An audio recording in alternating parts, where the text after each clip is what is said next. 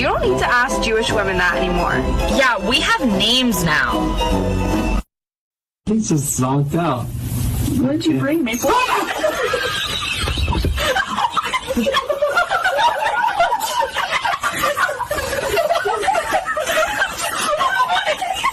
You don't want your gift, girl.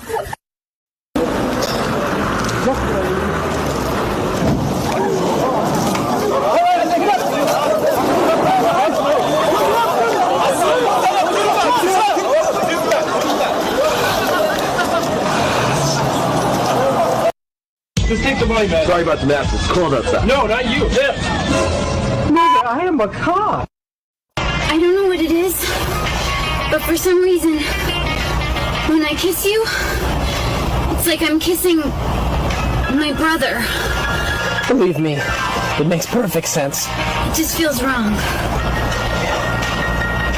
And yet, so right. What do you mean you had sex with your own mother? She was throwing herself at me, Doc. Jesus Christ, Marty! She's a lot younger. It's not what it sounds like. I don't even understand how you're still here. Surely you must have undone something. Unless... Yes, we can still fix this. We just have to send you back to stop the sex from ever happening. Wait, Marty, you can't go through with this. There's two of you? You had a three-way? Yeah. With your mother? Uh-huh. And yourself?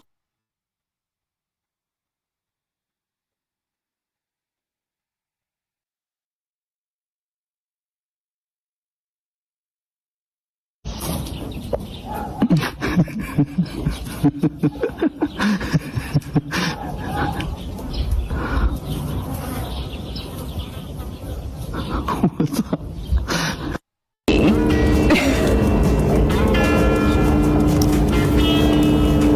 Not the time, helicopter?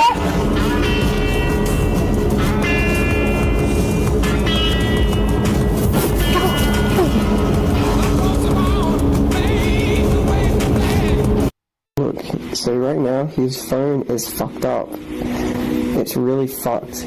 But if you get pubit on the screen, look.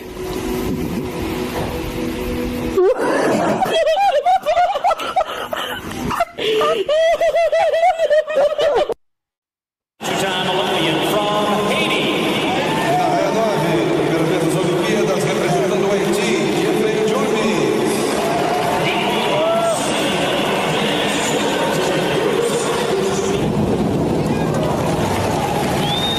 Sam.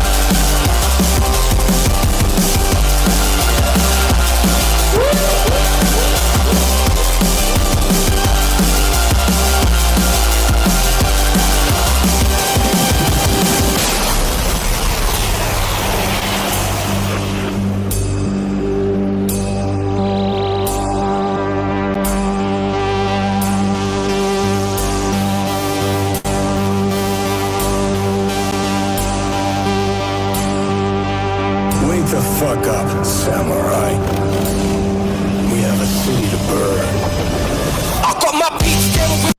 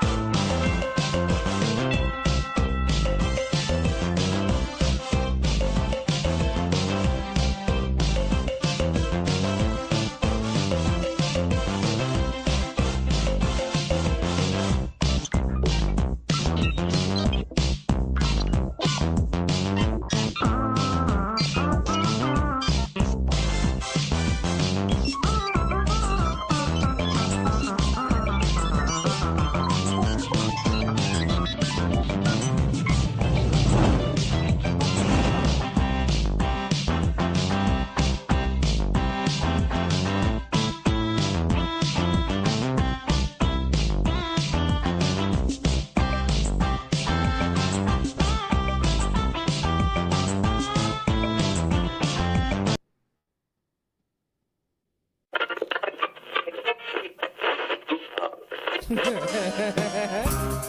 Virgie, what you got for us now? Another day, another cow. Someone says, Virgie who? What Virgie G or Virgie do to you? Virgie G is retarded like me, but he's the coolest retard in the whole country. Virgie G is retarded like me. We're as retarded can be. Hey, Virgie, it's time to go, so you better get ready and smoke a bowl. Get it together, start the stream. Let's watch some things that may be weird and obscene. Virgie G is retarded like me, but he's the smartest retard in the whole galaxy. Virgie G is retarded like me. We're as retarded as reality. Virgie G, Virgie do, but please don't curse me with your Virgie voodoo. Virgie G, Virgie do, don't put a curse on me with your Virgie voodoo.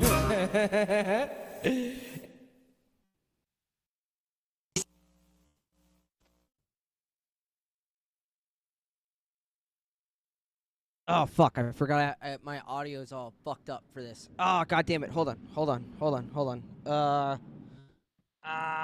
Shit.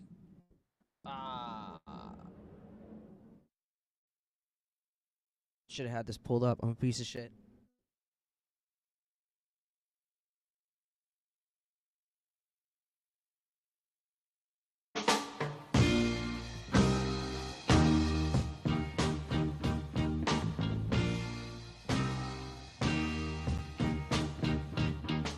Well, hello there, fags and fagettes. The big intro doesn't really make a lot of fucking sense when I've just been talking and fucking... What's up? You're all faggots, and I'm threatening your families. And so that means you've got to kill me before I kill them. Please. Please end this. please help. Anyways, so we've got a great show filled with nothing, about nothing, for no one. But I have to. I have to do this for some reason. For some reason, I've built a prison made of internet around myself, and now I have to talk on the internet all the time, always. And I hate it. I'm a piece of shit, and I want to die.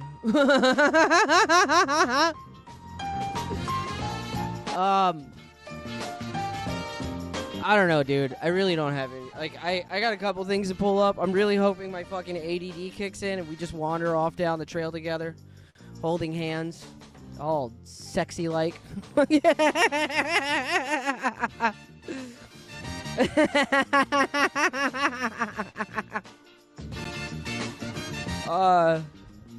it should be fun. You know, it'd be even more fun if you gave me money. And I mean, like, it'd be fun for me. I don't know how that really makes your life fun, but it's cool if you give me money.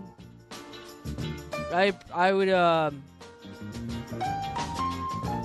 don't know, man.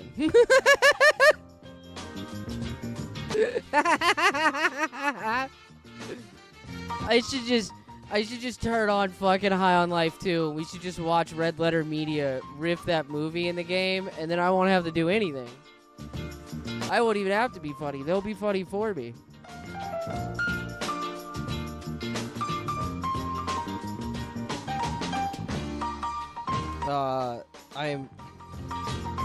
This isn't a beer I'm opening.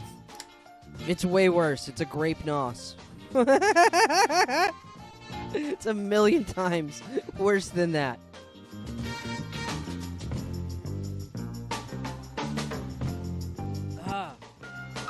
Thank you, Lucas, for sharing the coffee link. Greatly appreciated. I don't want to pin it like that. I would like to pin it to where it's not in everybody's faces constantly. Hey, thank you, Cheeseburger6. Fintax. There you go. Thank you, buddy. Let me pin this. Pin this message. Thank you. Greatly appreciated.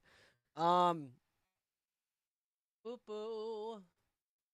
I did have a couple things. Hold on. What do we want to do? Let me do this one first. This is like data.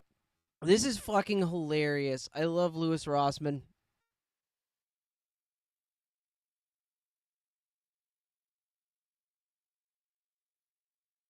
Boo, boo, boo. Hey everybody, how's it going? Hope you're having a lovely day. Welcome to today's episode of Our Government is Run by Pedophiles and How You're Getting Fucked. I'm your host. I was having a good day until that. I was having a good day until you reminded me that the entire country is run by pedophiles and that also they're fucking me like they would do to a child. But anywho. Louis Rossman. I know I'm going to sound salty in saying this, but there were consequences to somebody like me not becoming FTC chair. This may have seemed like a joke to you, but a year and a half Maria tipped 5 and said, I have angered the boy. I know how that feels. So I showed up on this website, Nominees for the People. Hey, Pessy rated. Pessy raid. Thank you, buddy. I appreciate it. That was started, I think, by RFK Jr., correct me if I'm wrong, and the idea behind this website was to figure out who people wanted for high up positions in government, because this was supposed to be a government by the people, for the people, and yeah, it's mostly a government of loyalists who may or may not have bribed their way into the administration. But in theory, in the beginning... they definitely bribed their way into the administration. The idea was that. And one of the things I thought was cool about this website is that anybody could nominate somebody and then you would just see what people thought. And one of the things that was very interesting is that my name showed up consistently. And I think some of the people with the highest vote rates on this website were me for FTC chair. Now, I'm not a lawyer. There are many reasons people can make the argument that I'm not necessarily qualified to be FTC chair, but I thought it was very cool. I was humbled and honored by everybody that voted for me. Unfortunately, the person that actually became FTC chair was somebody that thought it should be more difficult to cancel gym memberships, who dissented on concepts like click to cancel. But today, I wanted to saltily let you know what some of the consequences are of the current FCC being the current FTC and reading what they think on age verification. Now, age verification is this thing where you decide that you are going to ask for ID or biometric scans to prove that somebody is over 18 in order to use a product or service, which is a great way to group people that don't use that, who are adults, with people who are actual children. Great fucking job protecting the kids there. But one of the things that Yeah, I had never thought about that before.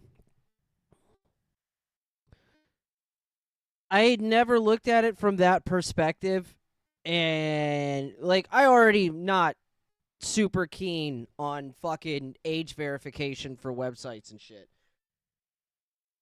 And my personal fucking problem with it is that it doesn't work. Like fucking it doesn't accomplish the goals that you want to accomplish. And then it ends up just fucking people over and making you upload your ID and all kinds of shit to fucking websites, and you know their shit their data never gets stolen or leaked or any of that shit. But this is a way worse criticism of that system.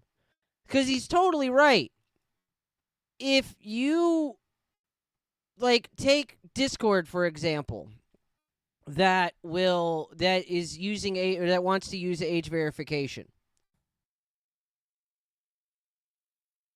The easiest way for a fucking pedophile to instantly get grouped together with children is to just not verify their age. It's that easy. And then all of a sudden, they're lumped in with the predator is lumped in with the prey. It's essentially like you've got a line of wolves and sheep, and we're sorting them into different pens. And we put everyone who doesn't prove that they're a wolf into the pen with the sheep. All the wolf has to do is go, nah, I'm not a wolf. Like, it's fucking retarded. I think is the most interesting about all of this is that there are actual laws in the books that will prevent a lot of this from occurring. In Colorado, a bill has been presented that would just be asking for age indication, as in, I indicate that I'm over 18, not verification. But you know that at some point that this is going to get to the point where they ask for proof that you are above 18. At some point, this will become genuine age verification. A law proposed in New York is a little bit more strict with it, and we all know where this is going. Now, one of the things that I found interesting is that there are laws on the books and rules in the books that make it illegal to collect this type of information from kids without parental consent and a lot of red tape, which I think is a great thing. I think there should be as much red tape as possible when it comes to collecting information from children on the internet. This is a law and a rule. You have the Children's Online Privacy Protection Rule, the COPPA rule, and the Children's Online Privacy Protection Act, which is a law. I was very curious how this age verification shit would work with this, because the whole point behind this is don't collect information from children.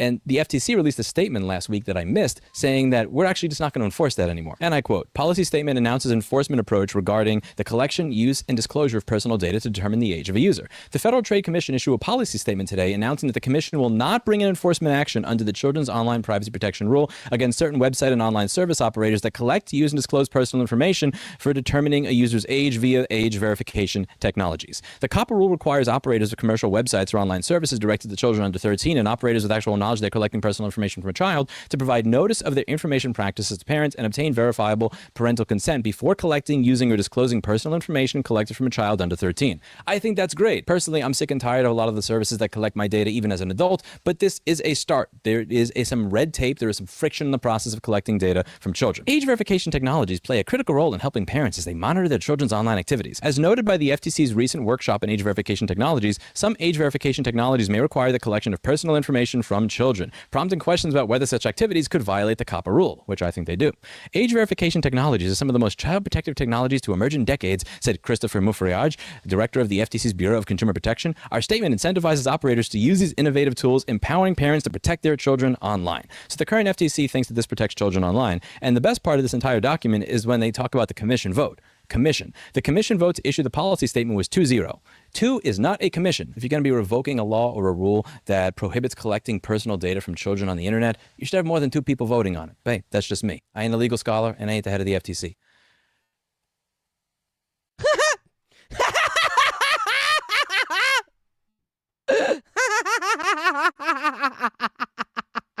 The fucking rage in this man.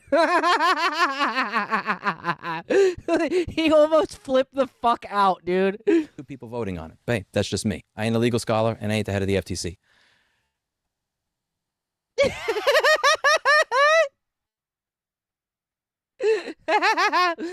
That was the body language of a man who just got rear-ended and has a gun in the car.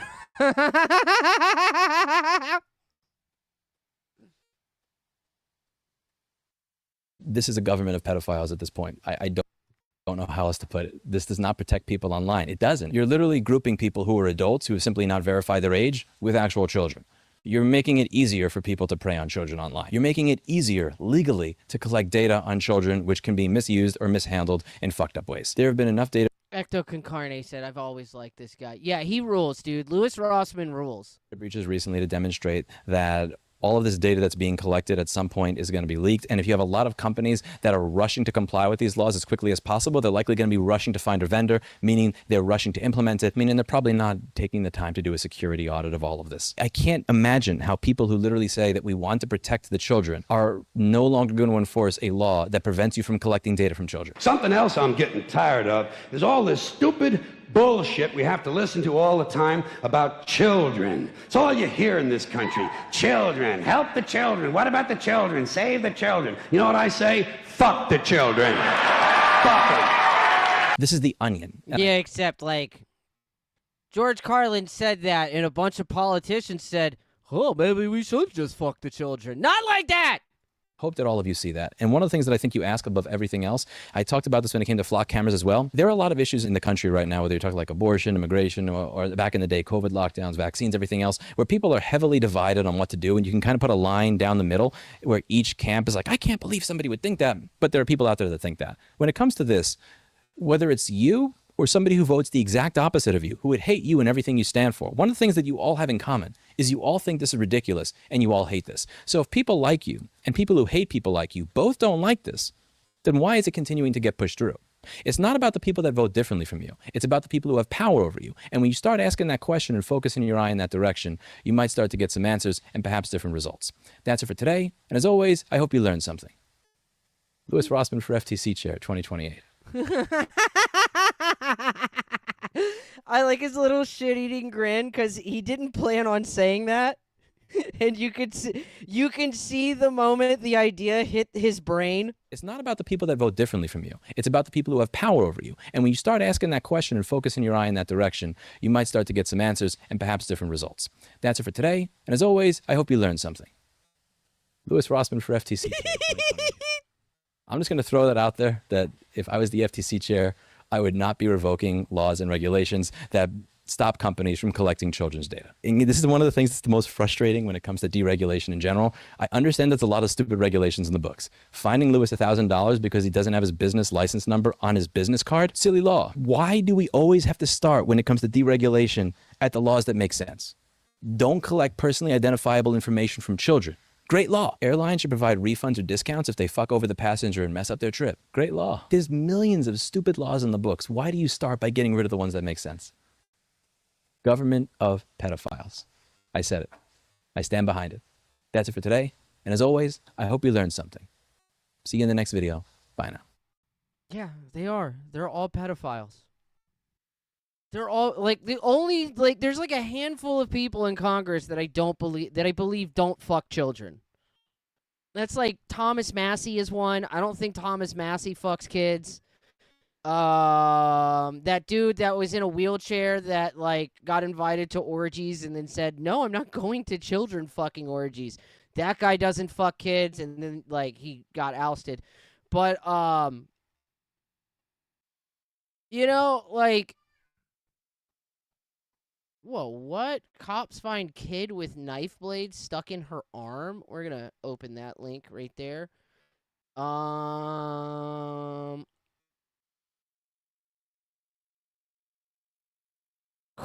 is this getting recommended to me? What the fuck is up with my algorithm? And I guess it's working because I clicked on it. Let's have a little chat since it's we WWW Wonderful Wacky Wednesday.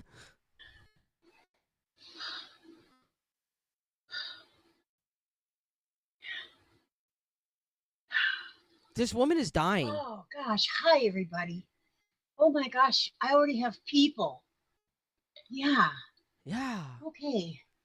I just ate dinner. Yay. Pork chops and mashed potatoes and green beans. That's a good dinner. Yes. And I see plans there, and I see Lala Gamma, and I see Who's Your Mama? And JK. Oh, JK, you're the one. You are the one who won. Oh, JK, you're the one that won one time. And I sent off your thing, but it came back because I didn't have the right address. And then I was going to put it right back in one of these envelopes and send it again, which I have to just leave this right here and get that tomorrow. Put that address on there and mail it tomorrow. Darn it, darn it, darn it. Okay, hopefully this week goes better than What a last lovely week. old lady. Because how can we ruin her life? Good afternoon.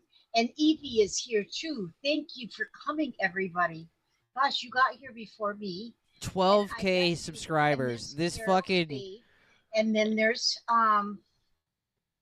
Orbs. This crazy little old lady is doing better on YouTube than me. Pond. What am I doing? I should just kill myself. And I think you've already talked to Lala, and she had some oral surgery today. So, and there's Donna Hoskins, Jennifer Clouston. She is amazing. And she does the foolproof embroidery. And that means that you can choose, you don't have to go just right by a pattern. You can just pick your own fibers, pick your own yarns. And she says, like, if a pattern calls for a certain thread, you don't have to use that one. And she Oh, that's nice, Grandma. Baby is not doing that. And so Lizzie, this little old lady's so sweet. There's her email address. I guess we have to send her gay porn. Gotta teach Grandma about the internet the hard way. Otherwise, fucking, you know, like she's gonna get taken advantage by people who really want to harm her. She should. So they're adding the doctors. Can we raid her and radicalize her though?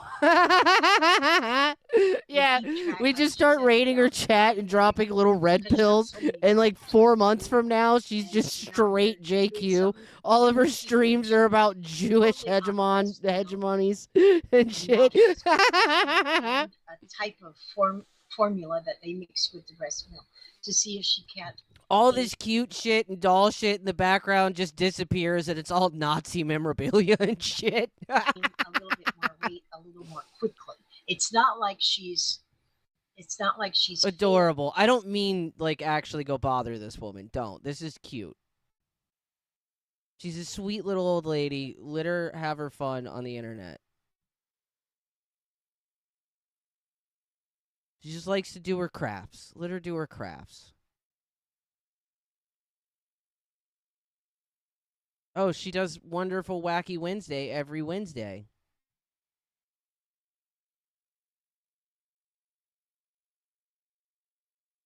Adorable. That's adorable. I I know you dumb fucking bitches in chat fucking love shit like this. Lucas said she needs to know Israel has to be destroyed. She's old. Make it interracial gay porn. No, don't go bother her. But for the women in chat who I know are already frothing at the idea of following a little old lady. Oh God, look at her black granddaughter. Look at her black look at her mixed race granddaughter.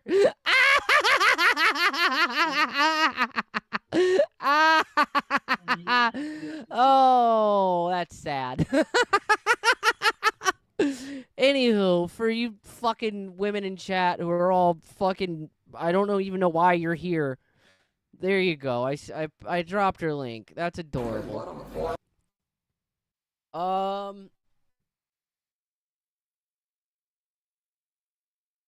There we go. This looked interesting and I wanted to watch it.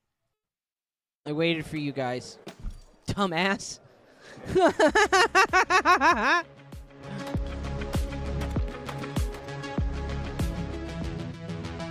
Hey everyone, it's just little old James Reeves. I'm no Kaya. Whenever you come to a booth like Hatsan, you know, they had the cell phones out and everybody's taking pictures and they're like, Kaya, who's this guy? Well, it's James Reeves, your humble servant here at TFB TV. I'm with my buddy Oppo. Hi. Oppo, thanks for being on the program. Like I said, I'm sorry it's me, it's not Kaya. He just left. You know, went to another part of the show. This is the AT944. We've got a little of a party trick, we'll call it, that this does to reduce recoil. It almost works. Do you know bump stock? Do you know what a bump stock is? Yeah, I know. It's a little, like we're almost talking like a bump stock. It doesn't do the same thing. Like we're not talking about rapid fire. Huh.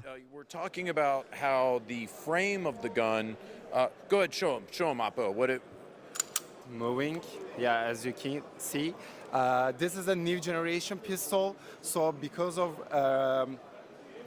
reducing the recoil, we create a new system. So as you can see, this one is moving up and down, so it helps to increase our shooting. It makes it more accurate and it reduces recoil. Yeah, help the sales rep out. He doesn't know shit about what he's talking about. It's like a bump stock. As you guys can see, there's like a cam. Lucas said, what in the fuck? Yeah, I don't know how I feel about that.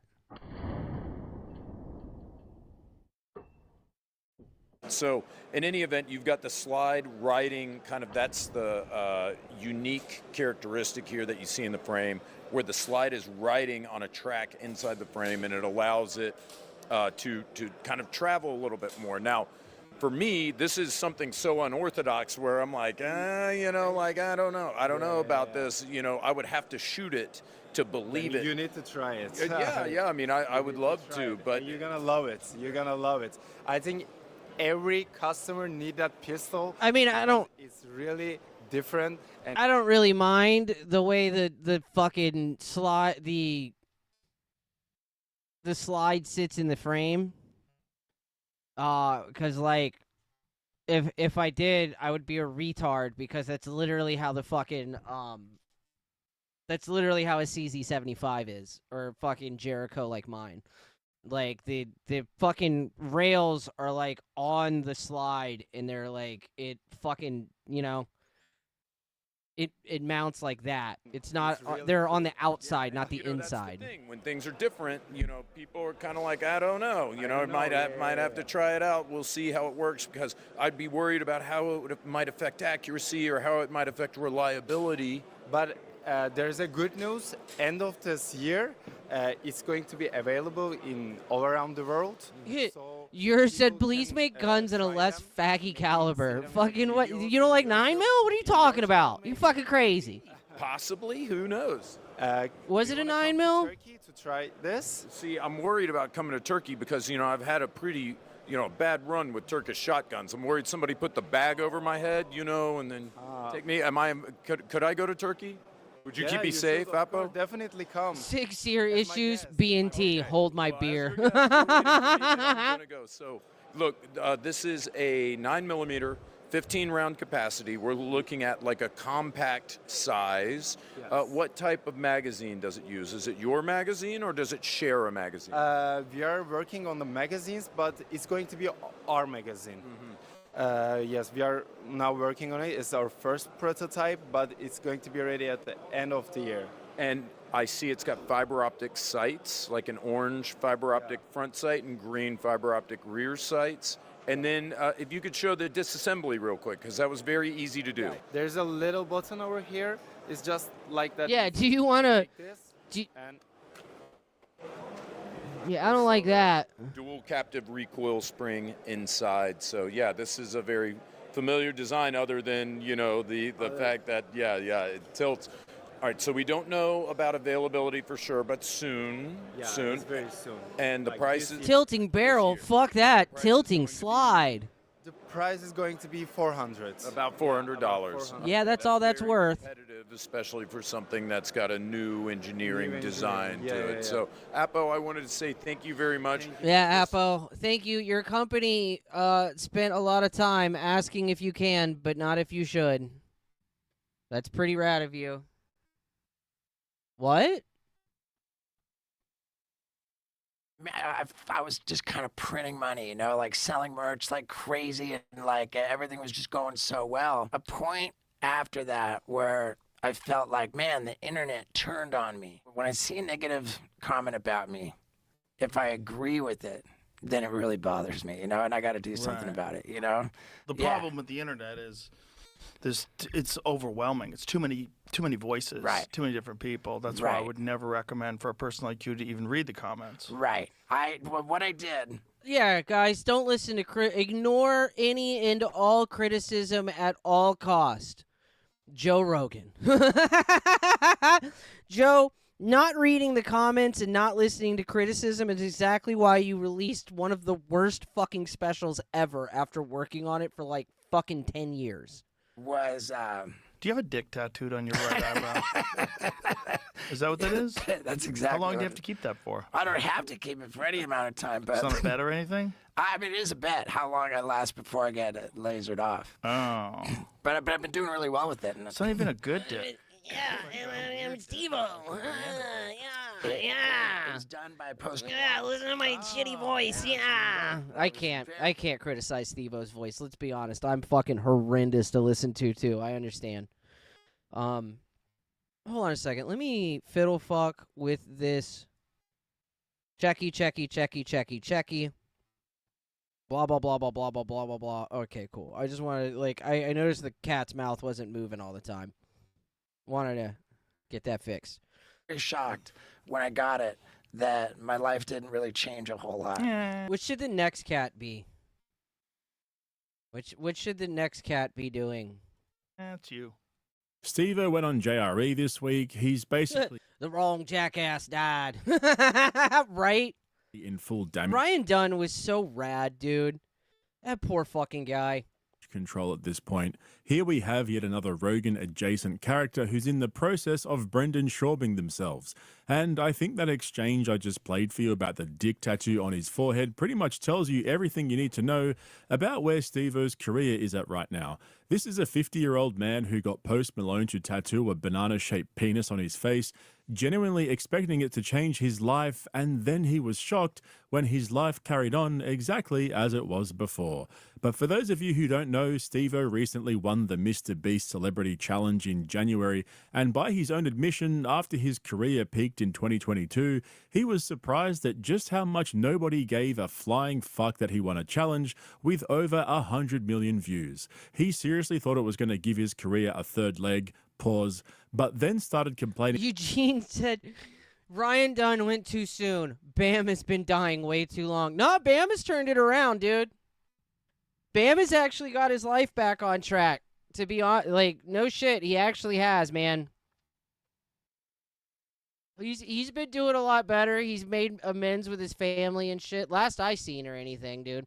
Because for the longest time, they weren't even letting him, like, in his house that he owned, that he was letting his brother live in. And a lot of it had to do with, like, this weird bitch that, like, had, like, this fucking this lamprey bitch who had attached herself to the asshole of his family. It's go look into that shit. It's very weird. It's very fucking weird. There was basically this chick like pulling the strings and like fucking it was fucking weird. It's like maybe I'll get into that tomorrow. To Rogan about how nothing, or maybe tonight. Who knows? I don't really have shit to talk about. Have actually gotten worse for him since then. Just last month, he had Harland Williams on his Wild Ride podcast, and in his never-ending quest to be an edgy 50-year-old, he tried to give a hot take on the ICE killings, which totally backfired. Pat has Pornworms said, honestly, that's a nice white pill. Yeah, no, dude, he's turned his shit around. He really has. Like, dude, is he like Bam from days of yore? No, absolutely not. But like, dude, Tony Hawk even went to bat for him and was like, you guys aren't remaking this you're not doing this game without Bam in it. I fucking refuse to. If you fucking if Bam isn't in this fucking Tony Hawk game, then my name isn't on it either. Like, he fucking went to bat for him, dude, and they fucking mocapped him and everything now. Like, fucking, they didn't, like, reuse models or any of that shit. Like, they had Bam come in and they modeled him now and mocapped him and everything, dude. Like, what the fuck, dude? What are you talking about? So, making an appearance on JRE and Kill Tony as well, by the way, completely makes... Who's that guy that Mr. Beast was friends with that wears a dress now? Something Tyson. I can't remember his whole fucking name, but it was something Tyson, and that wasn't the only thing that dude was doing. He was like, there's a lot of way weirder shit than just the tranny shit, dude. Hold on.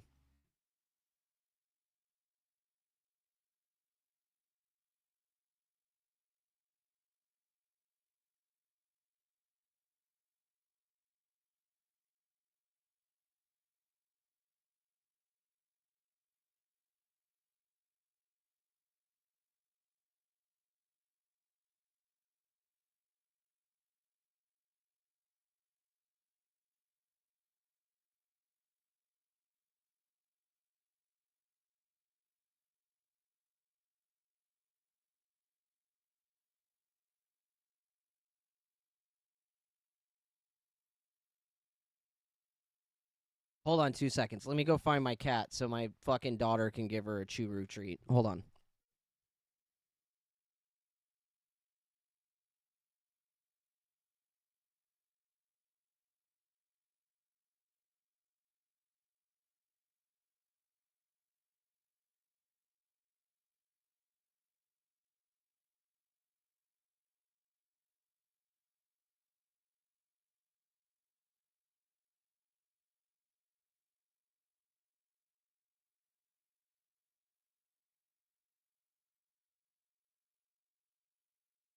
Mersh was dead ass right with those churros, dog. I tried to give my fucking Jenny like other treats that are like churros, and like she liked them, but she didn't really like, you know, it wasn't like a big deal for her.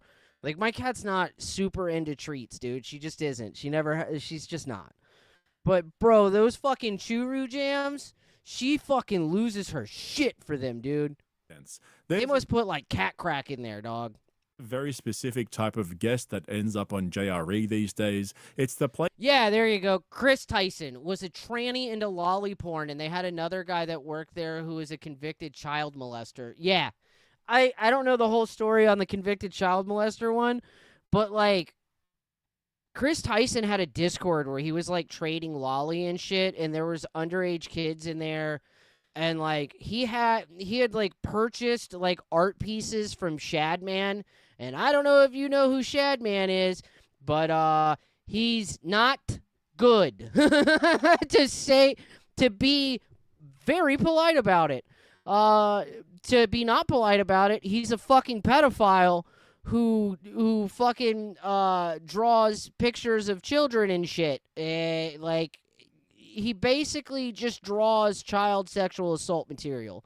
That is his entire fucking thing, dude. To go to when your reputation needs rehabilitation, or you need Rogan's public approval to sleep at night. Joe Rogan's podcast has quietly become the most expensive therapy couch in podcasting, and Steve-O's episode is a perfect example of that. So stick around because I'm going to take you through exactly what happened with all the cringiest moments, and honestly, this episode had way too many to choose from. But make sure you check out the link to my Patreon in the description below. No, in the words of Mersh, I shan't be doing that. Gillis curse. And just a few days ago, I also dropped a video covering the Kill Tony Stalker. So if fucking Mersh infected my vernacular with that fucking phrase, dog. I say that shit all the time now. Fucking, I say it as just like people like fucking people that work at stores and shit that I go into. They act like, no, I shan't be doing that. Want to see my uncensored long-form commentary, head over to Patreon and check out my catalog of over 50 videos covering all the stuff I can't put on YouTube. As for Steve-O, for some reason he thinks his career peaked in 2022, not 2002. Man, dude, I was on high the year of 2022. Like, we had our Jackass movie in theaters, #1. The big, like, you know, my profile was all, you know, like, the world just opened up from the pandemic. Everybody had stimulus money, and they were just revenge spending. Everyone wanted to go out to shows, and there were no interest rates. Money was free. It was just like a perfect storm for me to have the most successful year of my life. I was just kind of printing money, you know, like selling merch like crazy, and like everything was just going so well. Yeah, video editing, dude. I kind of feel like Steve-O would have a better frame of reference for how well his career was doing and how much money he was making than you do. If Steve-O says 2022 was the year he made the most money out of any year, then yeah, I would say his career peaked when he made the most money. I don't know if maybe like you become more successful and like people get angry at you, you know, a point after that where I felt like, man, the internet turned on me. People saying that all I do is promote merch, you know, like yeah. There's a bunch of different stuff.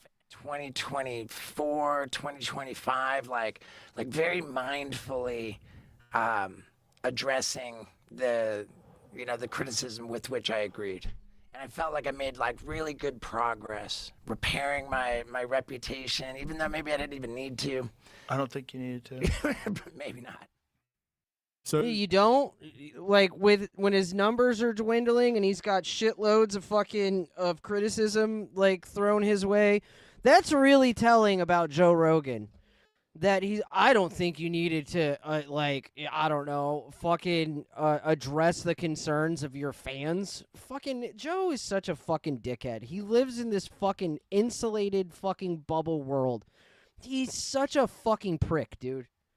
Fucking hate that guy. This whole conversation literally started 40 seconds into the podcast. Bro came with one message and only had one thing on his mind. He was after that Joe Rogan bump, which unfortunately doesn't really exist anymore. I mean, Brendan Schaub and Brian Callen are two of the most frequent guests in JRE history, and they've been relegated to a storage unit in the middle of nowhere to record a podcast that nobody listens to.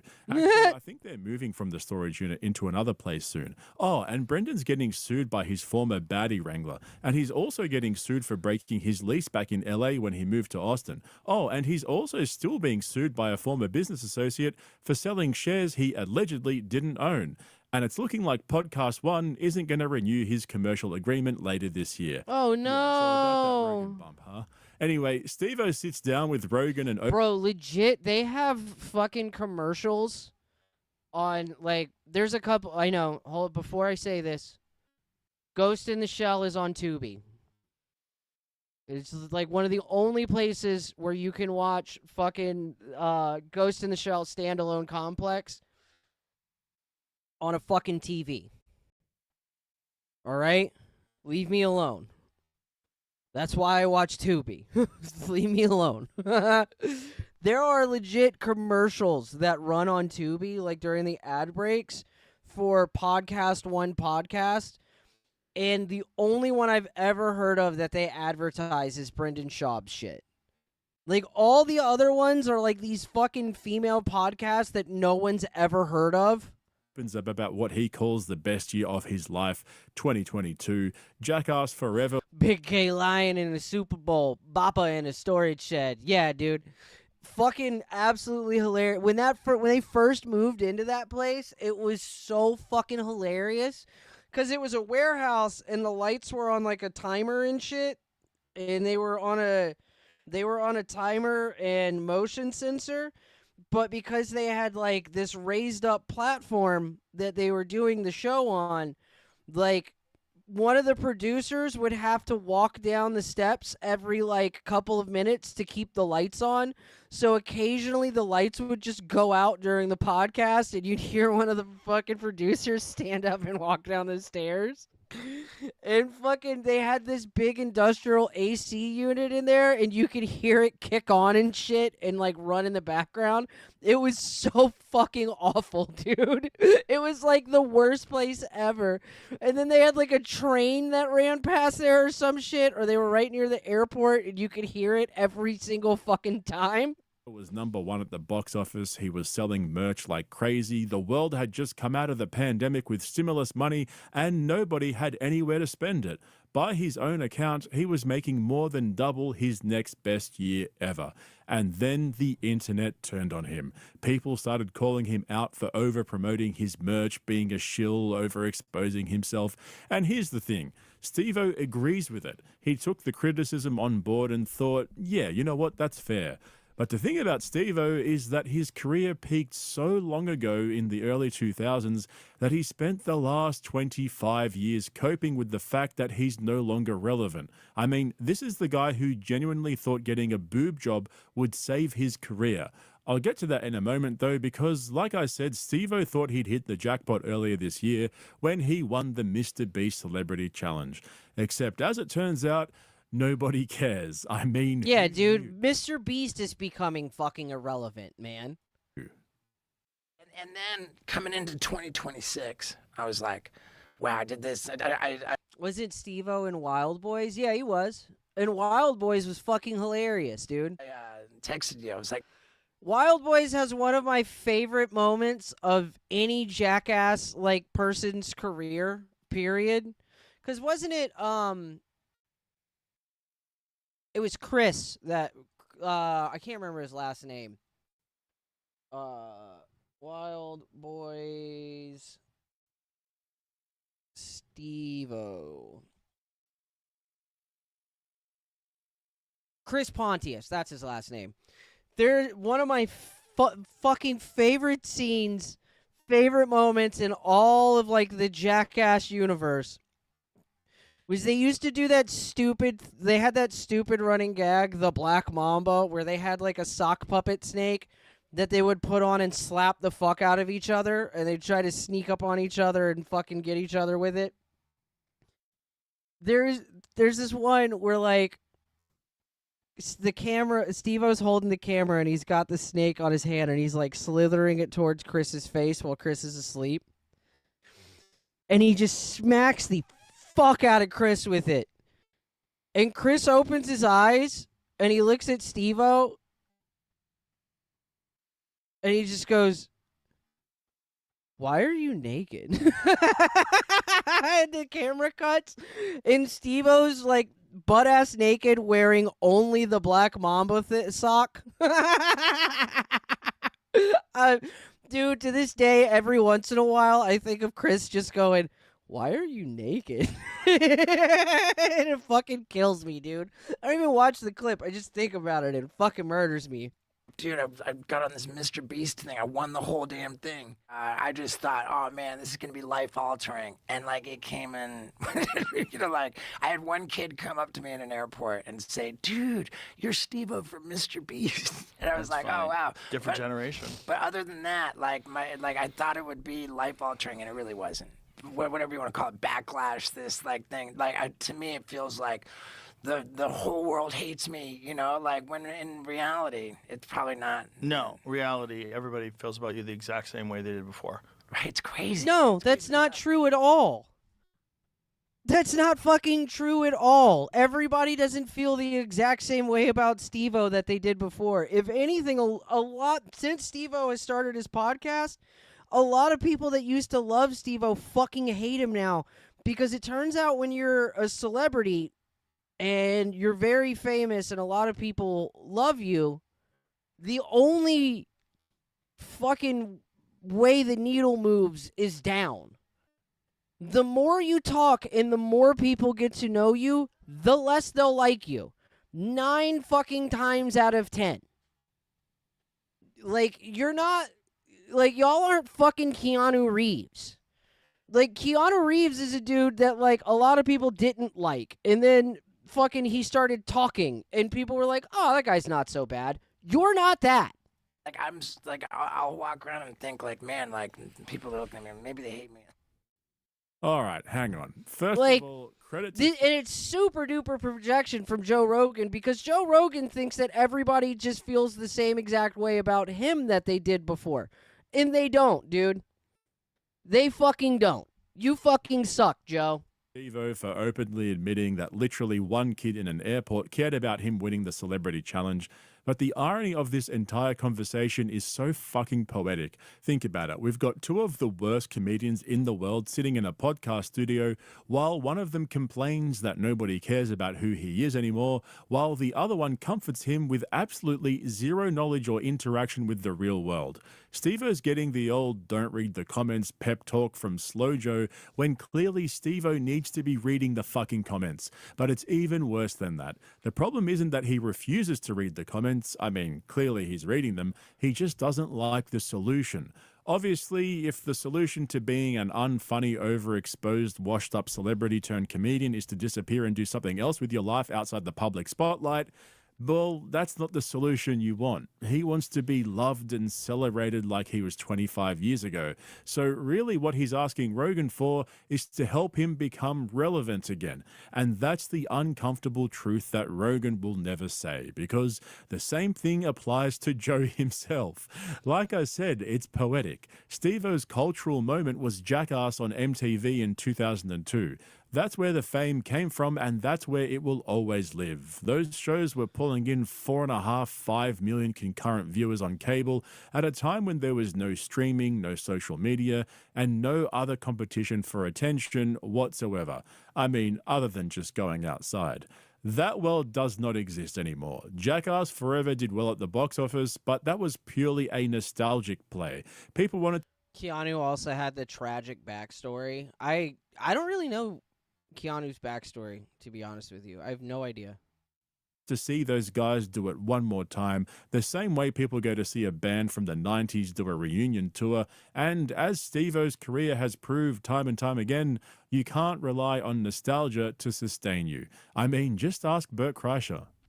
How old are you now? 51. Yeah, that's too old for a boob job. Yeah. Even if you're a girl. Yeah. If you were here with a boob, with 2 giant boobs, I'd be like, I don't know what to say to this guy.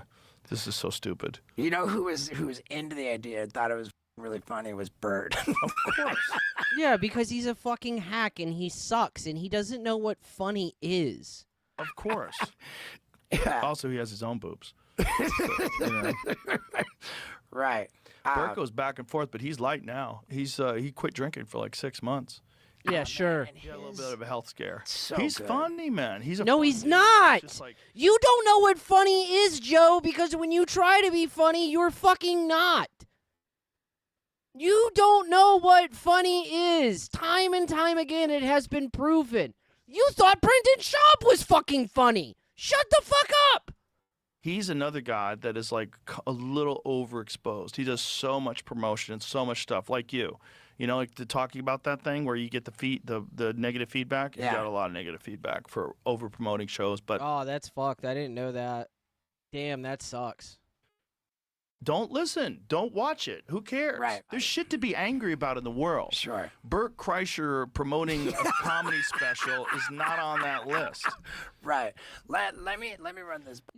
Yeah. Oh, guys, there's a war in the Middle East right now. Why are you criticizing me for being an unfunny piece of shit that's astroturfed by Joe Rogan and his friends? Why are you mad at me? Joe, people could be mad about more than one thing at a time.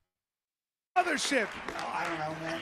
It's good to be here. It's a weird world, man. I'm on my phone too much, huh? Anybody else get caught in this? That's how you start? You just jump right into fucking, I'm on my phone too much. The fuck kind of introduction is that, dude? Infinite scroll, this social media, this dopamine scroll. You know what happens? Every day I wake up and I go, I'm not going to look at my phone. I got 4 kids. I have bills. I'm not doing this. I'm not going to get caught on social media. But they get you with an image. They capture you. And like, I'll just see an image of like a woman in a bikini on a skateboard. No, but I have to make sure she's safe. Why did anybody laugh? What was the joke there? Right? And then an hour later, you're like, I can't stop, you know? This is what happens. The problem is it gives you desires you shouldn't have, and it makes you feel like you're missing out on life, which is ridiculous. Look what I get to do. And I'm on the other day, I'm scrolling, and a dude... Bro, what is this spastic timing? Like, you know, fucking, again, I hate to be fucking quoting Mersh so much tonight, but like, Mersh is 100% right when this speedy running through your material shit, he has no confidence in this fucking, in any of his bits or anything. He has no confidence here. He knows this is shit. Does a perfect backflip off cocaine. It's cocaine timing. Yeah, it's a good point. The azure waters of the Mediterranean, and the girls on the yacht are like, woohoo, you know. And I was like, my life sucks. Right? Now, then what happens? Then I get to another reel where a dude, he's a cowboy, a real one. You guys know this. Most of you probably own horses here, and dude, he's a horseman. He's on a horse, a real cowboy, hat, buckle, rope. He wrangles cattle. That's his job.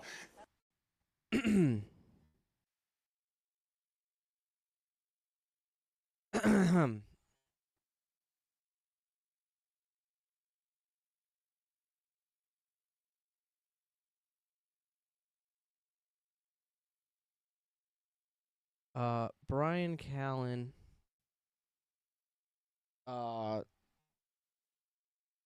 Crowder. I bet you it'll pop up.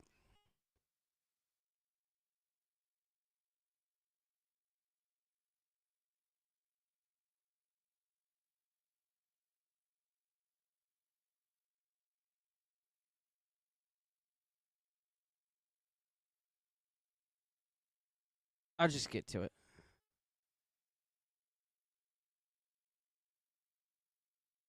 Now, there's nothing. Pictured last time, Brian Callen.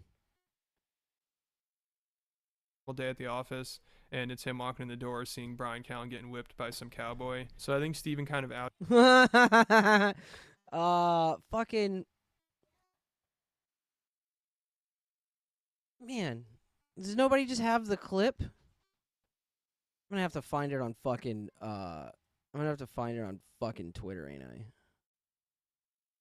On the X. On the X.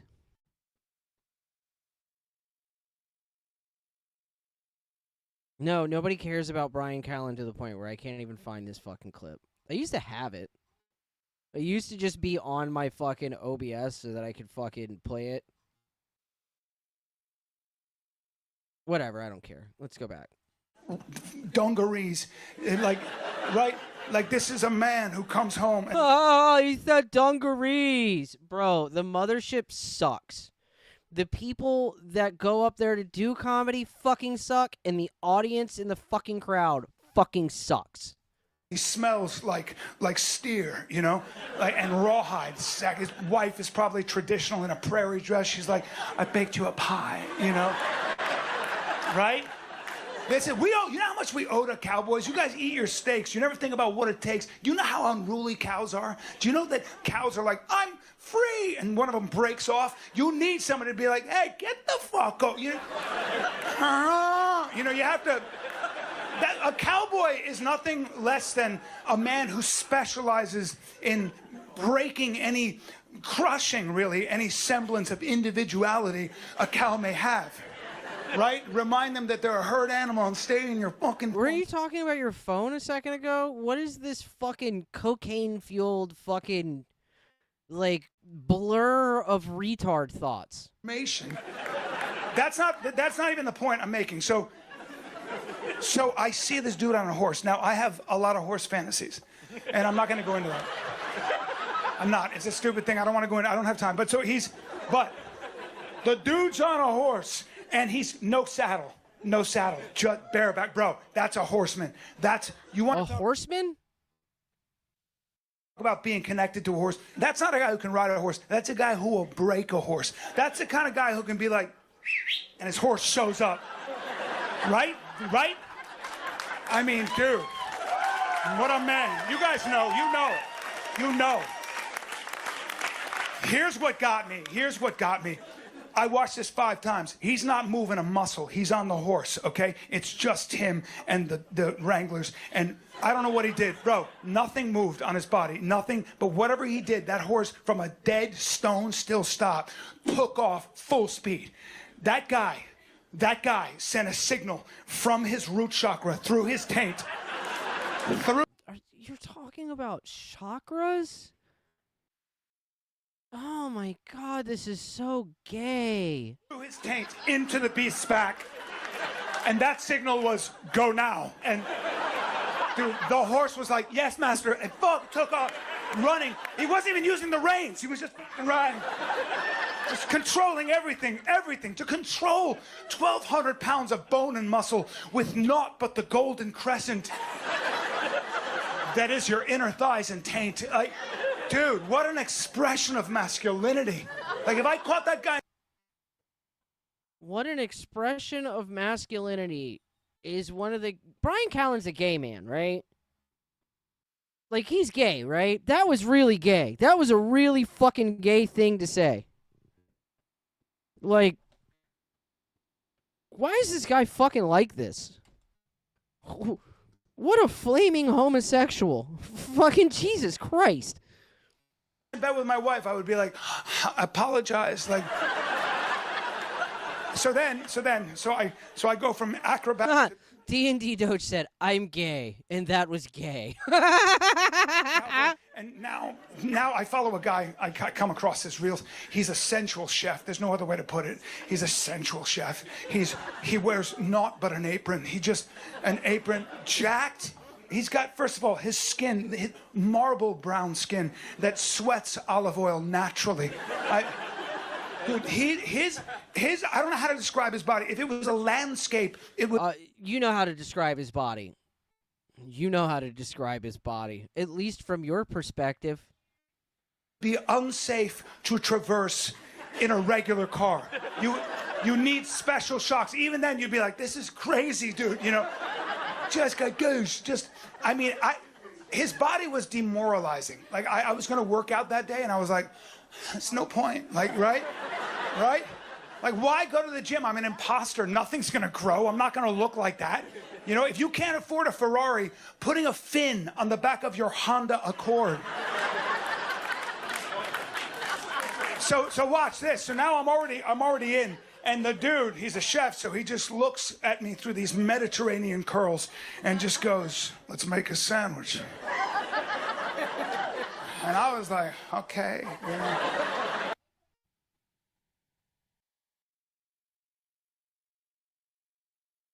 This man came out, no introduction, no, like, semblance of any crowd work, connection with the crowd, immediately goes into how fucking turned on he was by a cowboy making a sandwich. Steve-O enjoyed this. He pulls out a piece of raw meat. We were having a meat sandwich, obviously, and of course this guy takes his protein very seriously. And there was no marbling. This was not a domesticated... He's just describing his fucking YouTube algorithm. Yeah, there's no jokes or anything here. This is just how sexy Bryan Callen thought his YouTube algorithm was for showing him a muscly fucking Mediterranean cowboy. Animal. This was mean. This was something wild. He probably slew with his own hands. And he threw it to, he just, the way he thwacked it to the counter, it was such... It stirred something in my loins. Force, it tenderized the meat. He then looks at me and goes, let's spice things up. I didn't know what he meant until he began to grab handfuls of spices from cloth sacks, just recklessly. He wasn't even measuring. Just grab... Look how hot he's getting. Look how... Look at him. Things up. I didn't know what he meant until he began to grab handfuls of spices from cloth sacks, just recklessly. He wasn't even... He has the same energy as a 24-year-old girl describing the Olympic men's swim team. Fucking... measuring. Just grabbing and dashing the spices, just dashing them, covering the meat in every color powder you can imagine. Aleppo pepper and cardamom. TNT said he's turning himself on. Smoked paprika. Who the fuck smokes paprika? Everyone! Dude, Everyone smokes paprika! That's what paprika is, you fucking idiot! Was chopping vegetables with a machine-like speed and precision. His forearms, I swear to God, looked pregnant. Like, the kind of forearms, just the vascularity, they looked like a cluster of angry horse dicks. Like, just, ba-ba.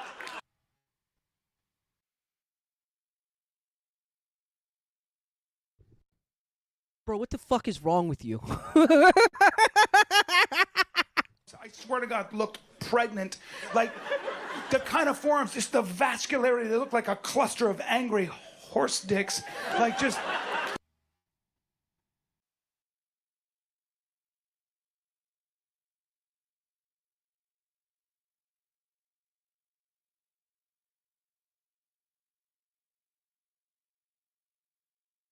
I'm just clicking on a bunch of y'all's reactions to put them on the screen for a second.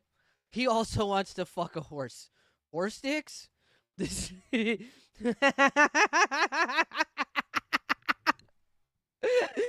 Listen to...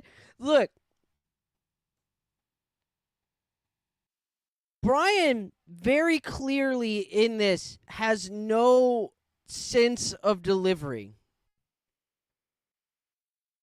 Right? He doesn't, like, have any actual comedic timing or anything like that. He just, it's not in him.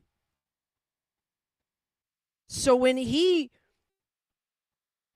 stops a second on the horse dick part, that's genuine. He just, that was his brain and body's fucking natural reaction of visualizing a cluster of horse dicks. That's a brand new sentence. That's a brand new sentence. His forearms, the vascularity in his forearms resembled a cluster of horse dicks. That's a brand new sentence. No one's ever said that. I swear to God, looked pregnant. Like, the kind of forearms, just the vascularity, they look like a cluster of angry horse dicks. Like, just...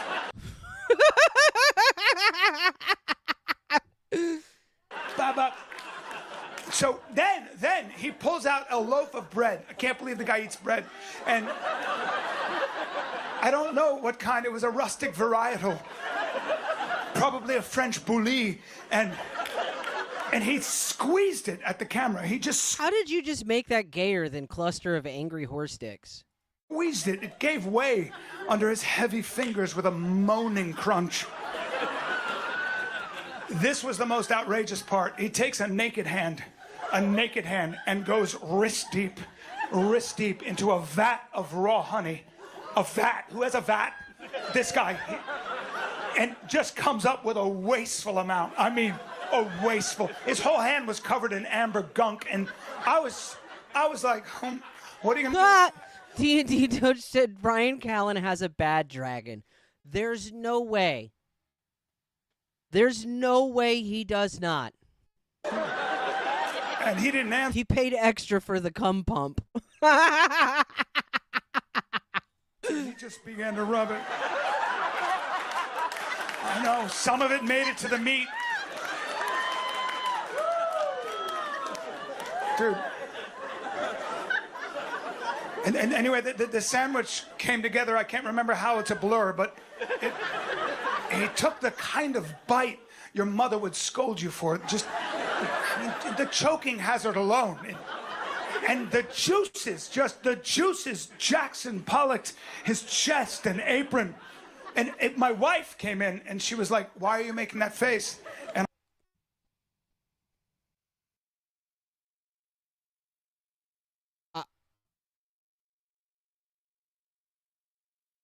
Did you tell your friends about this bit before you did it? Did your friends let you go on stage and do this bit? Did they know you were going to do this? Because if they did, they're not your friends. I was like... Rhea said this is so unbelievably gay that hardcore gay porn isn't that gay. What? My wife came in watching me watch a rustic cowboy make a sandwich, and her first question was, "Why are you making that face?" You've never looked at me like that before. And my wife came in and she was like, "Why are you making that face?" And I was like, "Because I'm hungry and probably gay."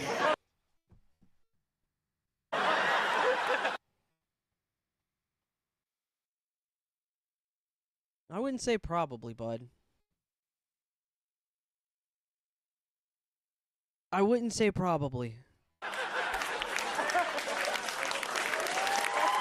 He said it. He said the thing.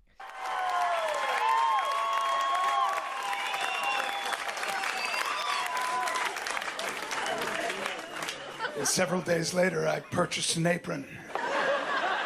I know, I wanted to make my wife that sandwich, my younger wife. I put it on, I began to make the same sandwich. Why? That was weird. Your younger wife? Why was that? It's weird that you emphasize that. Continue. In earnest, she came into the room and told me I looked like I should be washing dishes in prison. I know, my daughter screamed gross and ran from the room. So the point is, I spent too much time on my phone. You know what I mean? You know what I mean? What city is this venue in? This is the comedy mothership because Joe Rogan is obsessed with aliens like a fucking 12-year-old. And it's in Austin, Texas. The gayest part of Texas. Like to just go from, at 57, to go from wanting to be an acrobat to a cowboy to a gay man, you know? I said, the problem is that social media has a lot of useful information. It just does, you know, especially when you want to be healthy. You got all these PhDs with gorilla necks who can deadlift 500 pounds, you know, like my doctor has abs. It's crazy, right? Just traps, and they've got all the secrets, all of it. There's so much information, though, just to try to live forever. So much of this, but it's almost 10 minutes in, and he has spent 6 minutes of this describing men's bodies. Good luck. You gotta just narrow it down, man. I'm not a health crank. Like, you gotta get sunlight, get sunshine, direct sunshine, at least 20 minutes on your genitals. Like, just, right? Just don't go crazy, but if you have a pale vagina or penis, you're not healthy. We know that. We know that, right? Are you guys cold plunging? Are you cold plunging, huh? Are you? Be honest, because I'm going to be honest. I don't want to be a jerk. I'm looking at this room. You guys look very inflamed. Everybody here looks, this room is swollen. You should look 20% smaller. You got to sit in ice water. Guys, you have to sit. It's going to suck every morning after meditation, obviously, but you sit, get in. Hell yeah. Hell yeah. That my nigga T-Wade. T-Wade. And you know what that means.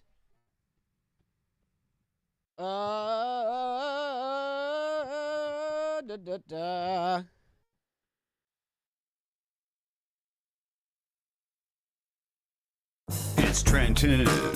Hell yeah. It's Trenton Wade. He's heading to the protest and he's gonna get laid. It's Trenton. It's Trenton Wade. Those sexy reparations are about to get paid. It's Trenton. That's Trenton Wade. A whole lot of muscle, but still got brains. Trenton Wade. Those girls be lining up behind him just like a train. Oh yeah. Come on, y'all, that's right. And nothing but a protest party. Huh. How? Where my bricks at?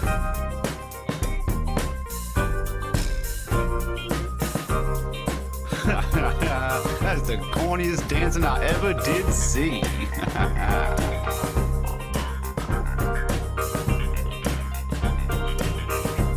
Come on over here, doll. I'll put a pep in your step.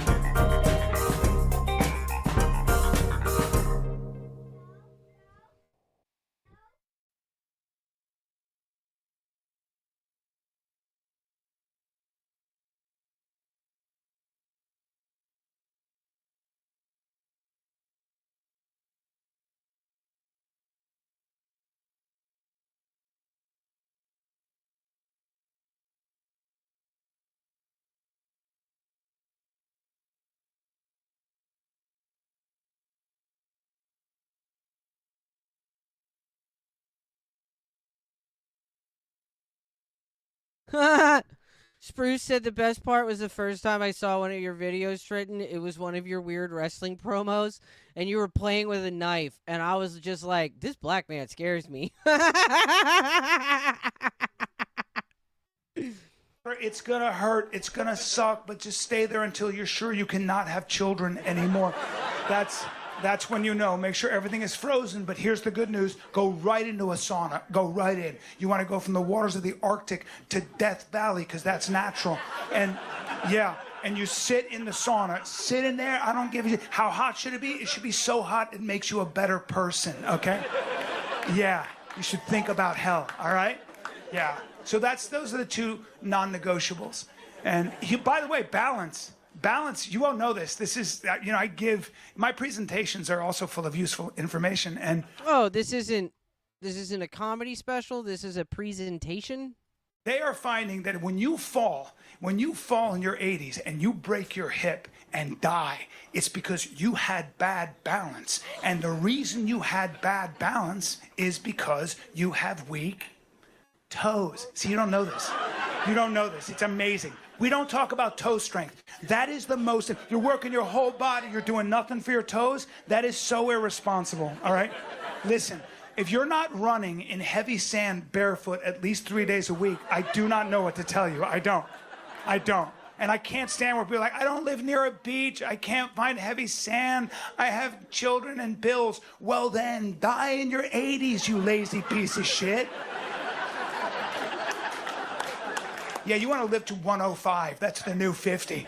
Yeah, let your friends die at 85. You want to get to 105. Don't miss those 20 years. Yeah, oh, that's a blast. From 85 to 105. Woohoo! Yeah! Can't wait to get to 100. Do you ever see what the average 100-year-old person looks like? You can't tell if they're male or female. You become involuntarily non-binary. That's what happens. 100-year-olds, get that fuck. Like your face looks like a used catcher's mitt. You're walking sideways like a crab. I won. I have strong toes. I eat kale. I sit in ice water. All my friends are dead. I'm a winner. Is that a pants shitting joke?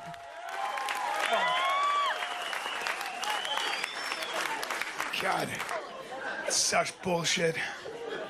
Rather die smoking and robbing a bank. That's how a man goes out. Right? Salads for cowards.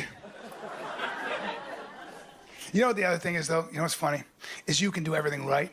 This is the other thing you realize when you get older. You can do everything right. You can literally take your vitamins. You can wear your seatbelt, go to church, pay your taxes, give to charity, eat all the food that's good for you, and somebody can still step out of the shadows and kill you. Right? You can. That's a fact. He's so excited about this, man. Oh God, the bar is so low at this fucking club, and like it's only regulars that go to this fucking thing. Like, the rest of fucking Austin is a bunch of liberal faggots that hate fucking Joe Rogan. So it's only fucking... The only people going to this shit are, like, Joe Rogan fags. Their concept of... Their bar for comedy is just so fucking low that, like, they probably are genuinely enjoying this. Lewis was right, dude. Austin sucks. That's the other thing social media reminds you of, that you can die at any time of anything. I've seen all the death on I didn't ask for it, but I've seen people die of every way you can imagine, every way. And I think they do that. I think the social media gods monitor our levels. I think they're like, his dopamine levels have been a little too high. Let's bring his cortisol and adrenaline levels up. Send him the video of the escaped circus elephant that stomped that poor guy to mush. And you don't even know, you don't see it coming. You're just like, oh, I love elephants. Why? Yeah, it's shaking its head so violently. What the fuck? It's unbelievable. I thought a guy was running away from a bird. I'm like, look at the pussy running away from the bird. I'm like, that's a fucking drone. What the heck? They were doing video. These kids were capturing themselves sucker punching people on the street. I went nuts. I looked at my wife. I go, first of all, you're too relaxed. I need your head on a swivel. When you're walking down the street, I want your hands up. I want you bobbing and weaving at all times. You know what I mean? And my wife is like, the kids are opening their presents, I'm like, Christmas can wait. But, by the way, I still box. I still keep myself. I'm always ready. And the other day, this is what happens to me. I always say, go light. I'm rolling with this kid, 26 years old, gives me his ankle. Don't give me your ankle, bro. You can't just leave your ankle like that. I'm an ankle guy. Back to the gay shit. I'm an ankle guy. You must have forgot, I picked that. I just got that. I scooped that up, drove him right down to the mat, had an ankle sky high, and then I had trouble looking left for 11 days. Worth it. I'm just afraid I'm going to get bested by a younger, more symmetrical male. And, and my wife is young, and she's going to be like, it's just a business decision, He'll raise my kids under a different name. I don't know. If they're lucky. I don't know what I'm thinking. I don't know. Like, in my mind, in my fantasy, I'm going to be 85, still training, and I'll be in cane, and some guy will be like, what's up, old man? And I'll be like, oh, no, you chose the wrong grandpa. But you know what the problem is? The problem is, here's the problem. I'm starting to calcify, okay? I am. That's what they don't say. I don't care how much yoga, I don't care what you do. Listen, you get to an age where if I have to fight for my life, if somebody attacks me on the street and I gotta go from 0 to 100 like that, I better be very warm and thoroughly stretched. I'll pull everything, bro. I have so many delicate spots. Don't worry about road rage. If I've been sitting in a car for more than 20 minutes, I can't just pop out of the car. I can't. I don't care. You could be beating my mother to a pulp, and I have to do my foot twirls. I have to. Dude, my Achilles will pop right off the bone. I do. I'll be right there, Molly. I'll be right there. Put your feet in his hands. Hands up.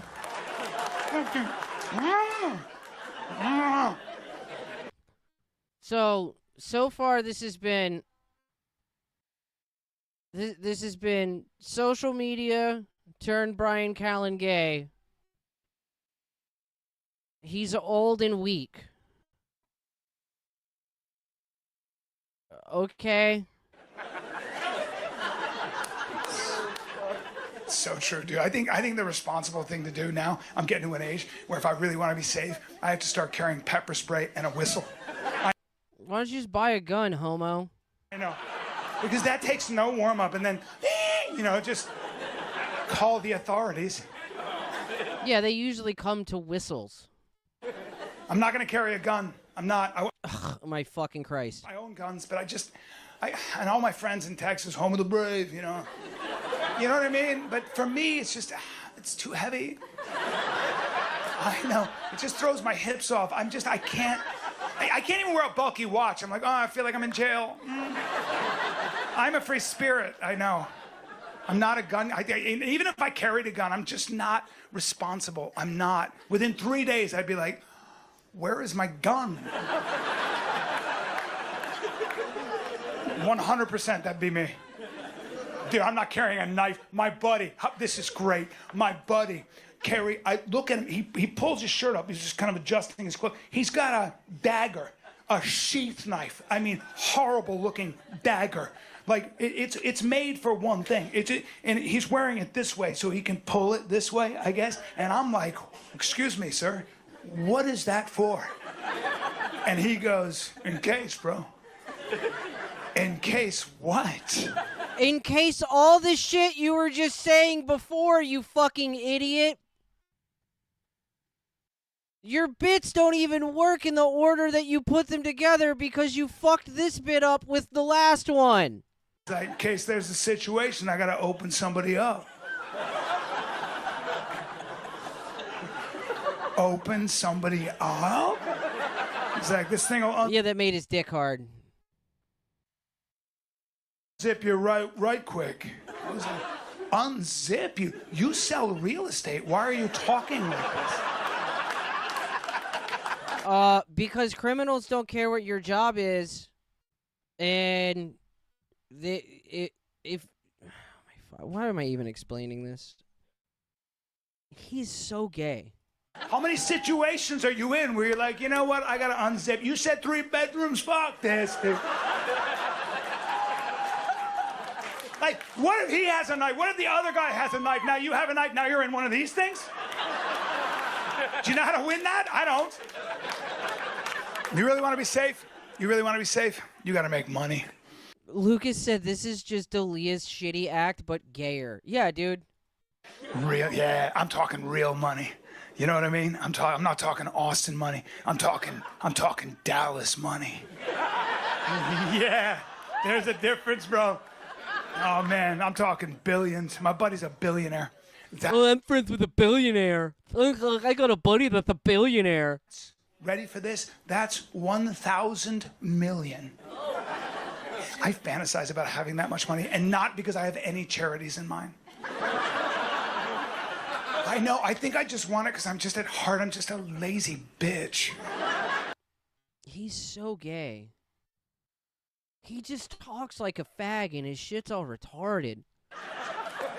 I'd love to just stop. I'd love to be like, no to everything. That's why I'm not going to be a billionaire. My buddy, always busy, always. I'm like, how you doing? He goes, crazy week, dude. Crazy week? Why? He goes, just work. Work? Work? You have $1,000 million. I don't even think I would flush. I'd be like, I pooed, somebody get it. Right? Oh my God. My God. Every time you hear a billionaire, they're so ambitious. I'm going to colonize Jupiter, and I'm going to bring irrigation to the Sahara. I will green the desert. I'd be like, I'm going to be cuddling my pony and eating my bonbons. Yeah, that's probably why you don't have $1 billion, because you're a lazy fucking homo. Probably why. What are the comments like? Couldn't start laughing.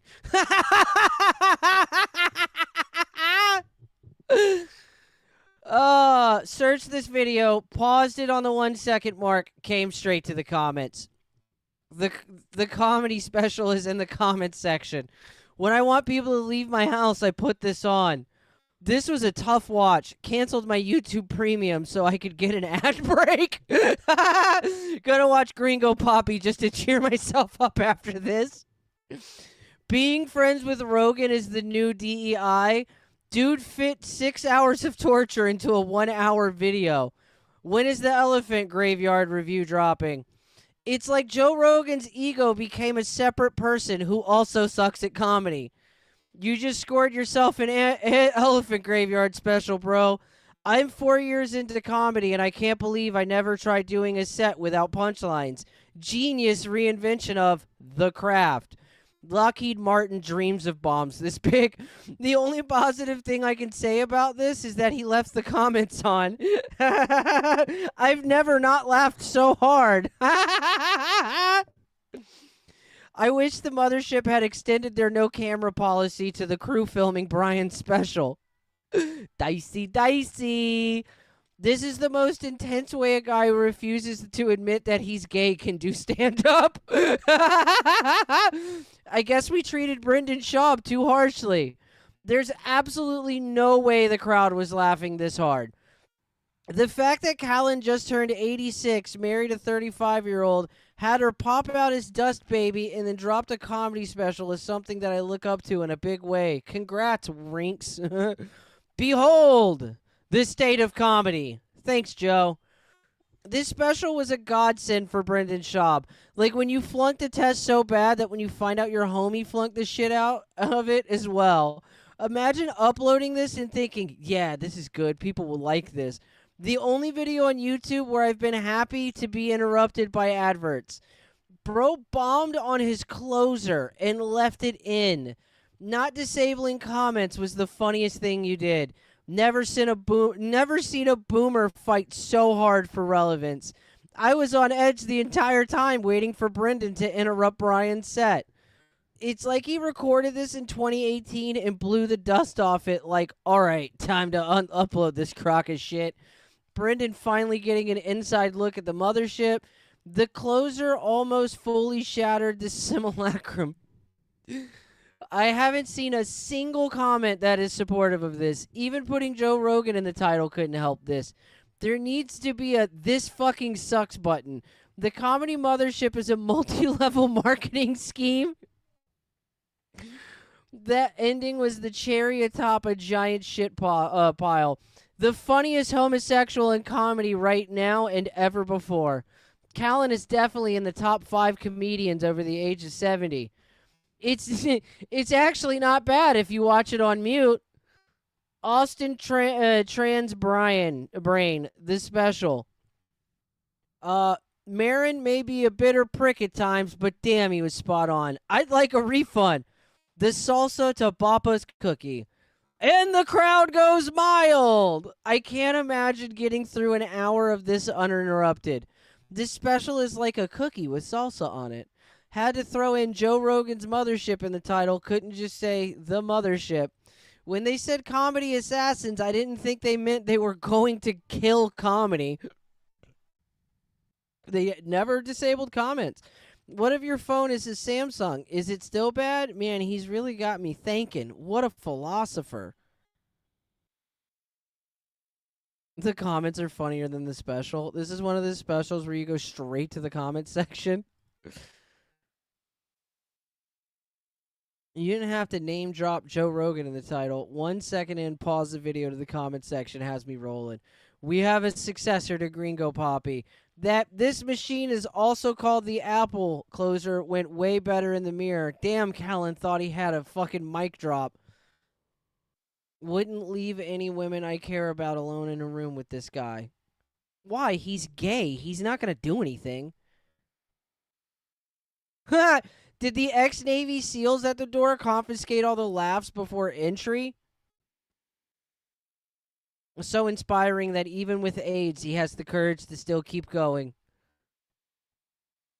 Tickets for this must have cost a fortune. Paying all those people to laugh.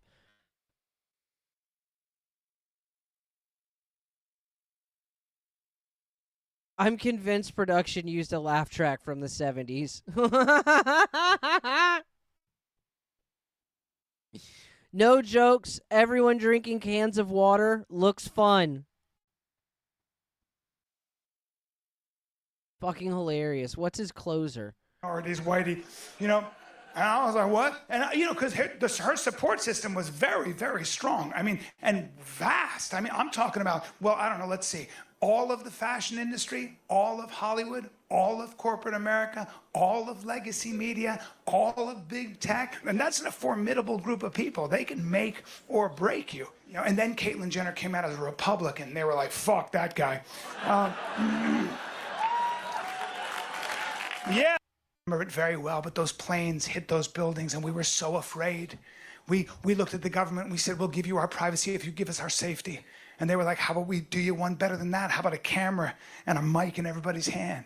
And now you're always on camera, my brothers and sisters. You get away with nothing. They do know everything about you. You're an algorithm, a pile of data, and it's all up there. You think you can hide with a hood and a mask? That kid should have talked to me before he carried out that terrible assassination, that dum-dum. They got cameras. They got cameras that can recognize your gait. Your particular walk is up in the cloud. They can shoot a laser into your heart and pick up your heart signature. How about this? They know a woman is pregnant before she does based on her migratory shopping patterns, motherfuckers. Huh?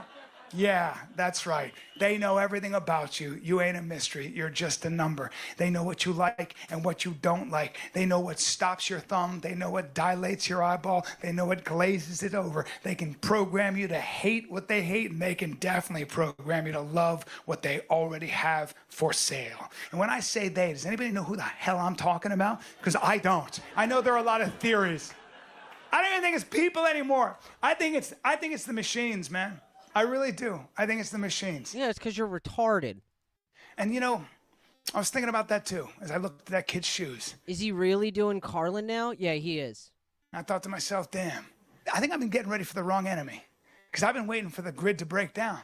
That's why I practice jujitsu. That's why I have guns. That's why we live in Texas, right, guys? That's why, right? You didn't move to Texas until Joe Rogan told you that you have to move to Texas.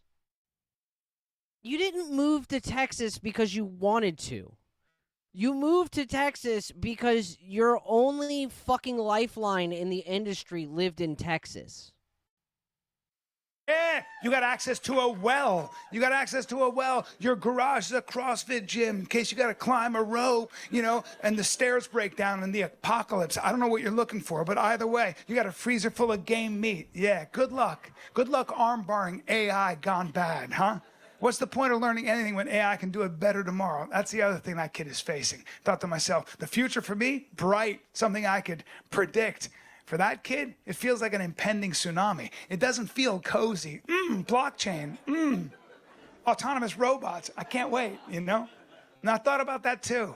The grid's not going to break down, but the machines aren't going to kill us. They don't have to. Why would you kill your own slaves? Yeah, man. You think the iPhone 16 is addictive? Wait till AI 1000 gets here. Whew. Damn. And I thought about that too as I looked around that coffee shop. Say I thought about that too again, Brian. And I saw everybody bent over their phones like broken monks in this unholy communion, just having thoughts, thinking they wanted to be somebody else, wanted to be somewhere else, just dragging their thumbs, just a nation of drug addicts, dopamine. So you're still talking about phones. You did an hour-long special about your phone. Dude, you spend way too much time on the internet. Cut it out. Cortisol, adrenaline, dopamine, cortisol, adrenaline. And I thought to myself, damn, maybe it's not a coincidence that this machine I can't turn myself away from. Maybe it's not a coincidence that this machine is also called the Apple. Thank you very much.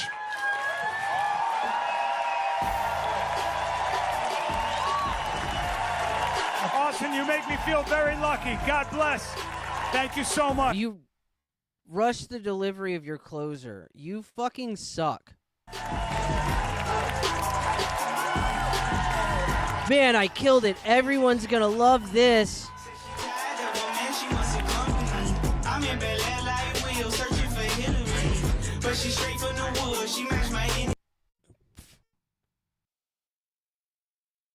You fucking suck, dude.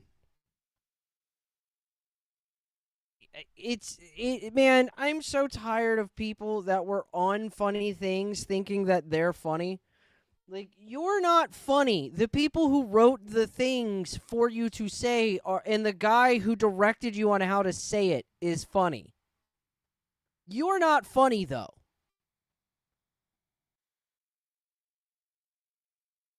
Oh, did I close the other thing? All right, whatever. It's fine. It's 10 anyways. Let's fuck off.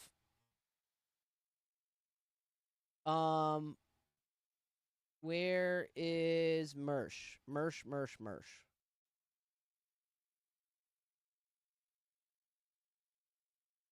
Oh, he's not even live yet. Okay.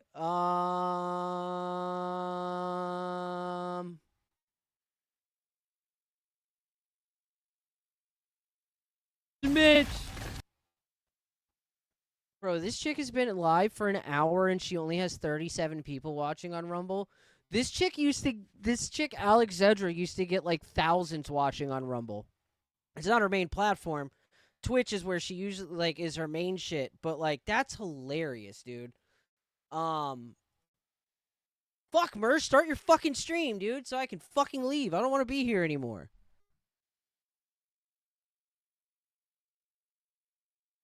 If anybody can shit on a special if they want. And I saw these like the YouTube videos like, oh, Brian Callen, this is the worst bomb, is gonna like end his career. And I was like, come on, like let me watch this. Till's gonna end in a second too, though. That's the problem. Enjoyed the hell out of the Brian Callen special. I enjoyed. Because people want it to suck. Like there's people that think everything. Think Chappelle's last special sucked. There's people. Oh my God! Can we talk about the people who think that Chappelle's last special sucked and the people that think Brian Callen's special sucked are not the same people.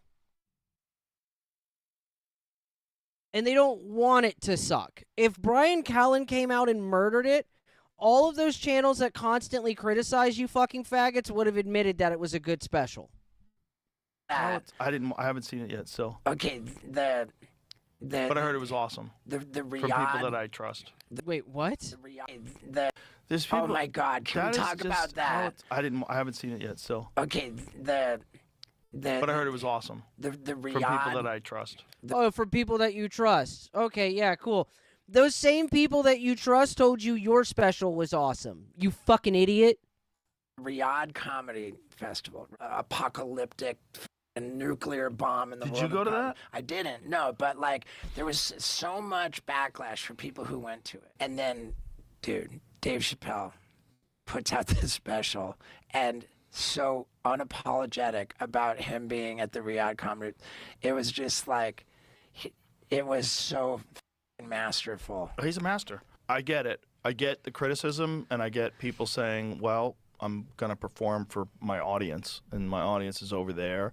And if they say I can't make fun of, I think you can't make fun of the monarchy. You can't make fun of the leader. No, the fucking criticism was specifically for people like Whitney Cummings and that fucking is always haranguing about women's rights and shit. And Bill Burr, who's constantly talking about evil billionaires, immediately jumping up like fucking trained dogs to run to fucking Saudi Arabia because they offered them money. And fucking doing a comedy special for a country that shits on women's rights, which they should, and is run by a bunch of trillionaires that fucking like don't give a shit about human life in any way, shape, or form. You can't criticize Elon Musk for being a billionaire and then run to Saudi Arabia to fucking jump and do tricks for fucking trillionaires. That's the criticism, Joe. Or the government, and you can't make fun of. Mersh is live now. Thank you, Rhea. Is he started, though? That's the question. Let me see. I mean, it doesn't really matter. Where's this shit at? There it is.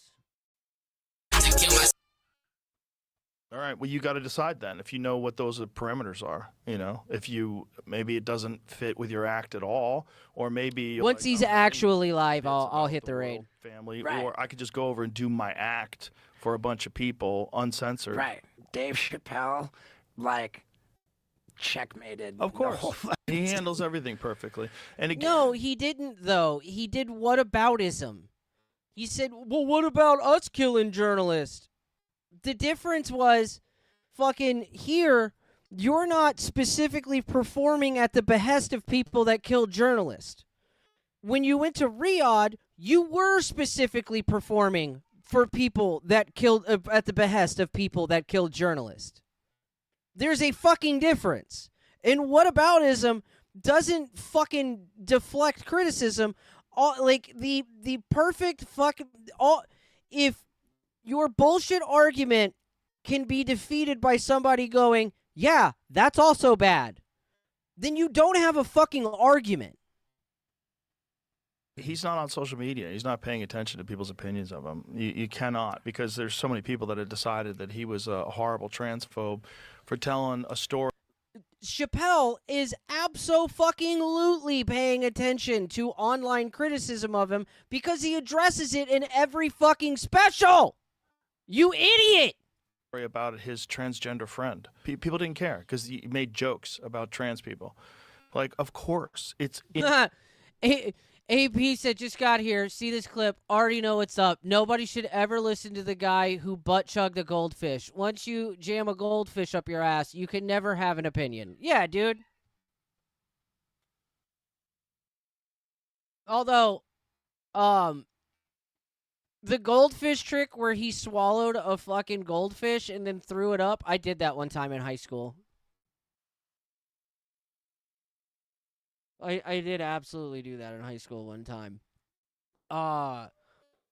Fucking a friend of mine, there was like they do those like school fairs and shit, and they won a goldfish. And I didn't think about it. That goldfish trick thing had just came out. And I didn't really think about it. I just went for it and did it. And I swallowed this goldfish with, like, a bunch of his fish water. Enough to get him down. And, I didn't really think about the goldfish at all. But he got into my stomach, and I could feel him in my stomach, and I was like, oh no. Oh no, I didn't think about stomach acid. He's in pain. And I just fucking panicked and started trying to get him out. And fucking, I did throw him up. I did get him out. And that goldfish did live. And he did live for as long as goldfish live. But I threw him up into a cup. And then we got him out and put him in the water. It was not a nice thing. It was very, very funny. But I felt really, really, really bad about it for a minute, dude. Like, I was there with this little goldfish flapping around on my stomach, and I was like, oh no, he's dying! I felt so bad. In the public eye, this idea that you can't joke about something is if there's a thing you can't joke about. Pat said you are, in fact, retarded. Thing is up, and that's why the Lakota used to have a sacred clown. They called it a heyoka. And a heyoka was like a member of the community that was supposed to make fun of everything. If there's a thing that you can't joke around about, that thing has been compromised, right? Because you can kind of joke around about everything if it's actually funny. Fucking AP said that fish's breakfast tasted better the next day than any meal you or I will ever know. Yeah, dude, I felt so bad. He was like you could I could feel him like swimming and flapping around in my fucking stomach, and I was like, oh no, oh no. It takes Rogan at least 10 to 15 minutes to completely contradict himself, but this time it took less than 60 seconds. He literally went from defending comedians who went to Riyadh, even though they couldn't joke about certain topics, to defending comedians' rights to make jokes about anything they want as long as it's funny. And he said all of it with a straight face. I mean, seriously, give it a few minutes to breathe, Joe, before you make yourself look like a complete hypocrite. Give people a chance to forget, you know? By the way, speaking of Bryan Callen, my takedown of his comedy special is one of the most popular videos on my Patreon, so go and check that out if you're interested via the link in the description. No, I'm not going to your fucking Patreon. Fuck off. Everybody go watch Mersh. Let me fucking... hit the raid, and then I will post a link to his YouTube in the YouTube chat because we've never set up the raid thing. Let's see here. Where is Mersh? Hold on. Actually, I could just do this. I'm retarded. There we go. You pick. There's this. Let me get the YouTube open thing. Come on, chat. Open up. There's the link for the YouTube side. Did that raid go through? Cool. All right. Love you guys. Thanks for the donos. Don't kill yourself. That would be great if you didn't do that. I love you, man.